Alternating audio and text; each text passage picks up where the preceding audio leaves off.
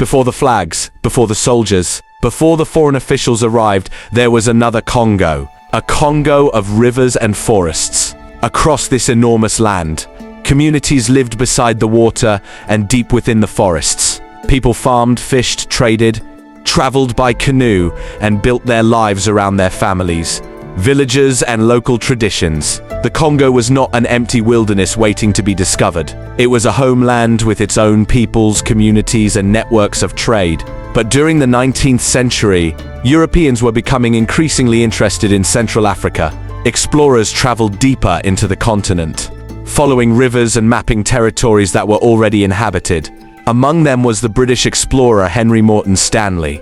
Stanley's expeditions brought him into contact with powerful African communities and opened routes that Europeans would soon use for a very different purpose. Far away in Belgium, King Leopold II was watching closely. Leopold did not simply want to know the Congo. He wanted influence over it. And eventually, he wanted control. Maps became important to that ambition. European officials studied the enormous territory, its rivers, its routes, and its resources. In 1885, at the Berlin Conference, European powers recognized Leopold's claim over the territory that became the Congo Free State. The name sounded promising, but the reality was very different. The Congo Free State was not a free country ruled by the Congolese people. It was placed under Leopold's personal authority. His administration began building a network of stations and trading posts across the territory. European officials arrived with orders, documents, maps, and new systems of administration. River routes became important, trade expanded, and the Congo's natural wealth began to attract enormous attention. At first, ivory was one of the major prizes, but another resource would soon change everything. Rubber. Demand for rubber was exploding in Europe and America. It was needed for tires, machinery, insulation, and many new industrial products. The Congo contained huge quantities of wild rubber, and Leopold's system wanted more of it. Much more. As rubber became more valuable, the pressure on Congolese communities became more severe. Orders traveled from colonial stations into villages. People were expected to meet rubber quotas, often under threat of punishment. Men were taken away from their families. Communities were disrupted. The system increasingly depended on forced labor and violence. Meanwhile, transport networks expanded to move resources outward. River steamers carried goods along the Congo's waterways. Roads and railways connected the interior with routes leading toward the coast. But behind every shipment was a human story. The wealth leaving.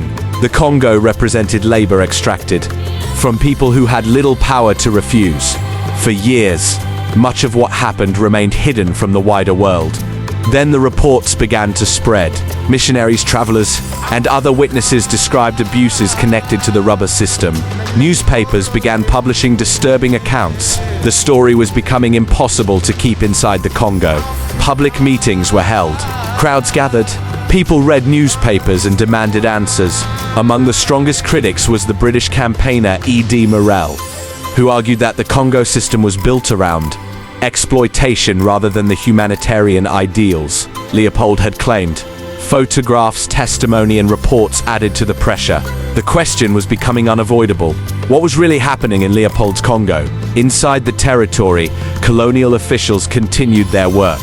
But outside it, Leopold's reputation was beginning to collapse. Governments were forced to examine the accusations. Officials gathered around tables covered with maps and documents as the Congo became an international scandal. And at the center of that scandal were the Congolese people whose lives had been transformed by a system they had never chosen. International criticism continued to grow. Eventually, the Belgian government could no longer ignore the pressure. In 1908, control of the Congo was transferred from Leopold to the Belgian state. The Congo Free State came to an end, but changing the administration could not erase what had already happened. The Congo had been treated as a source of wealth and power, yet behind every map, every shipment, and every political decision were human beings. The Congo was never an empty land waiting for outsiders to discover it. It was already home, and the story of Leopold's Congo would remain a warning about what can happen when ambition, wealth, and power are placed above human life. This was the Congo Free State, and this was the price of Leopold's ambition.